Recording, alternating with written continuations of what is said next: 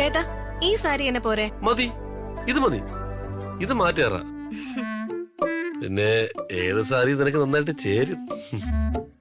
നിന്നെ പോലെ സൗന്ദര്യമുള്ള പെൺകുട്ടി എന്റെ അറിവിലില്ല. ഇത്രയും വലിയ തള്ളണോ? അയ്യോ, ഞാൻ തള്ളിയതല്ല പ്രിയെ, സത്യം പറഞ്ഞതല്ലേ. എനിക്ക് എന്റെ ഭാര്യ ഏറ്റവും വലിയ സുന്ദരി. അത് തുറന്നു പറഞ്ഞതിന് എന്താ കുഴപ്പം?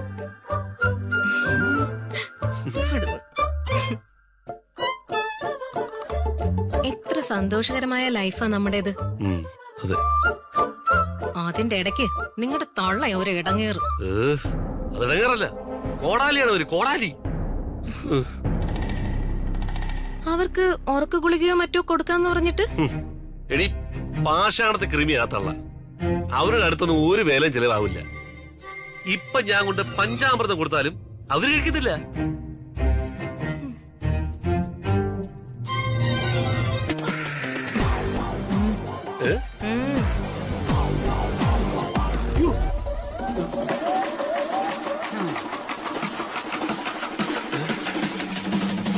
എവരാര് പറങ്കിയ?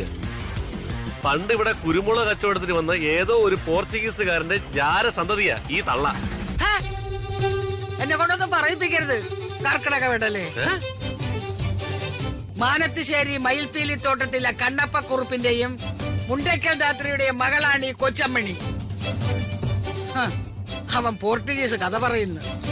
പോട്ടമ്മേ, അമ്മയെ കണ്ടാലുവേ ഈ കോവളത്തും ശംഖുവത്തും ഒക്കെ ഒരു ഗതിയും പരഗതിയും ഇല്ലാതെ അലഞ്ഞു തിരിഞ്ഞു നടക്കുന്ന ഒരു മദാമയാണെന്നേ തോന്നുന്നു. അതുകൊണ്ട് ചേട്ടൻ പറഞ്ഞു പോയതാ. പണ്ടേ ഒരു സായിപ്പ് എന്നെ ലണ്ടനിലേക്ക് വിളിച്ചതാ. ഗിരിഗിരി സായിപ്പ്. ലണ്ടനിലെ കുറച്ച് കല്യാണം മുടക്കം ഉണ്ടായിരുന്നു. അതിനാണ് സായിപ്പ് വിളിച്ചത് ഈ തള്ളെ.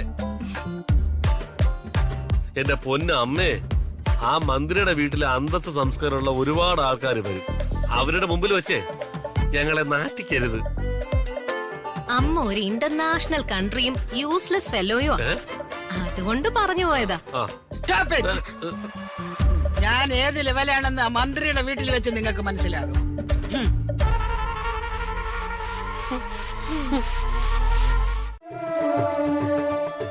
കൊച്ചമ്മണിന്ന് വീട്ടിൽ വിളിക്കുന്ന പേരാ.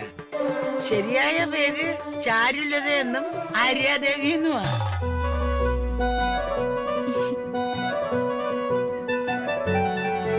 എല്ലാത്തിന്റെയും കഴുത്തിൽ എന്തോരം സ്വർണ്ണമാ കിടക്കുന്നത്.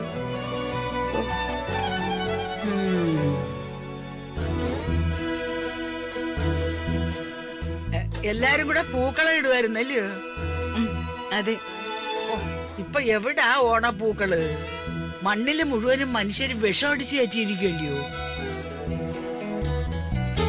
ഞങ്ങളുടെ കാലത്ത് ചിങ്ങം പിറന്നാല് ഞങ്ങളുടെ പറമ്പിൽ ഓണപ്പൂക്കളുടെ പെരുന്നാളായിരുന്നു. അന്നത്തെ ഓണക്കാലമായിരുന്നു ഓണക്കാലം. അത്തം മുതൽ ഉത്രട്ടാതി വരെ വട്ടക്കളി, കോലുകളി, ഓണക്കളി, പന്തുകളി, എന്ന് വേണ്ട. നാട്ടിൻ പുറത്ത് ഒത്തിരി കലാപരിപാടികൾ ഉണ്ടായിരുന്നു. ഞാന് കൈകൊട്ടിക്കളിയുടെ ആശാട്ടിയായിരുന്നു. ആശാട്ടി. മാവേലി നാടു വാണിടും കാലം, മനുഷ്യരെല്ലാരും ഒന്നുപോലെ ആമോദത്തോടെ വസിക്കും കാലം, ആപത്തങ്ങാർക്കും ഒട്ടില്ലതാനും. കള്ളവുമില്ല, ചതിയുമില്ല, എള്ളോളമില്ല, പൊളിവചനം. കള്ളം പറയും ചെറുനാഴിയും, കള്ളത്തരങ്ങൾ മറ്റൊന്നുമില്ല.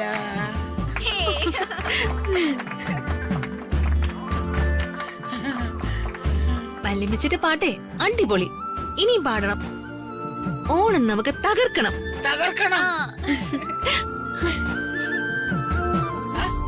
രാജുമോനെ, ഇവരെയൊക്കെ ഒന്ന് പരിചയപ്പെടുത്തിട്ടാ. ഇത് വർമ്മ സാറിന്റെ അനുജൻ ശേഖര സാറിന്റെ വൈഫ് യാമിനി മാഡം. ഇത് അപ്പു, യാമിനി മാഡത്തിന്റെ മകള്. ഇത് പിന്നെ മോള്. രാജു, പൂക്കളിടാനുള്ള കളം രാജു വരയ്ക്കണം. അങ്ങനെയൊക്കെ ഉണ്ടോ? ശരി മാഡം. ശ്ശോ.